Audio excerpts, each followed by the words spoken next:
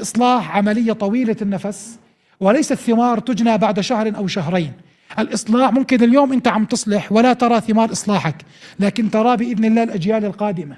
ليس شرطا أنت أن تقطف ثمار الإصلاح، لأننا كثيرا ما تخفق تجاربنا الإصلاحية بالاندفاع والحماس، لأننا نحن نريد أن نقطف الثمار وما عندنا استراتيجية مرسومة لفهم كيف يكون الإصلاح، وقاعدة خير الخيرين وشر الشرين، فهم معنى الصبر إلى أن يجعل الله فرجا ومخرجا، فهم نعم في لحظة معينة هي لحظة بدر، وفي لحظة معينة هي لحظة مؤتة، في لحظة معينة هي لحظة ثبات، وفي لحظة معينة هي لحظة انسحاب.